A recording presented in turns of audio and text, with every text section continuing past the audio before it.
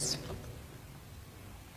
One thing that keeps me puzzled, despite having studied finance and economics at the world's best universities, the following question remains unanswered. Why is it that 5,000 units of our currency is worth 1 unit of your currency, where we are the ones with the actual gold reserves? It's quite evident that the aid is in fact not coming from the West to Africa, but from Africa to the Western world. The Western world depends on Africa in every possible way, since alternative resources are scarce out here. So how does the West ensure that the free aid keeps coming? By systematically destabilizing the wealthiest African nations and their systems, and all that backed by huge PR campaigns, leaving the entire world under the impression that Africa is poor and dying and merely surviving on the mercy of the West. Well done, Oxfam, UNICEF, Red Cross, Life Aid, and all the other organizations that continuously run multi-million-dollar advertisement campaigns depicting charity porn to sustain that image of Africa globally. Ad campaigns paid for by innocent people under the impression to help with their donations. While one hand gives under the flashing lights of cameras, the other takes in the shadows. We all know the dollar is worthless, while the euro is merely charged with German intellect and technology, and maybe some Italian pasta.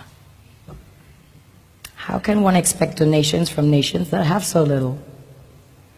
It's super sweet of you to come with your colored paper in exchange for our gold and diamonds. But instead, you should come empty-handed, filled with integrity and honor. We want to share with you our wealth and invite you to share with us. The perception is that a healthy and striving Africa would not disperse its resources as freely and cheaply, which is logical. Of course, it would instead sell its resources at world market prices, which in turn would destabilize and weaken Western economies, established on the post-colonial free meal system.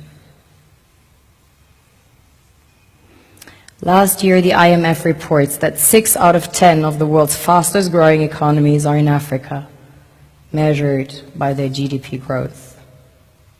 The French Treasury, for example, is receiving about $500 billion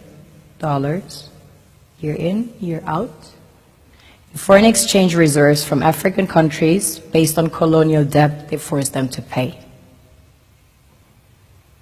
Former French President Jacques Chirac stated in an interview recently that we have to be honest and acknowledge that a big part of the money in our banks comes precisely from the exploitation of the African continent.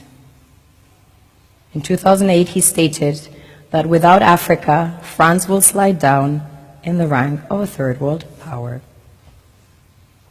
This is what happens in the human world, the world we have created. Have you ever wondered how things work in nature? One would assume that in evolution the fittest survives. However, in nature, any species that is overhunting, overexploiting the resources they depend on as nourishment, natural selection would sooner or later take the predator out, because it offsets the balance.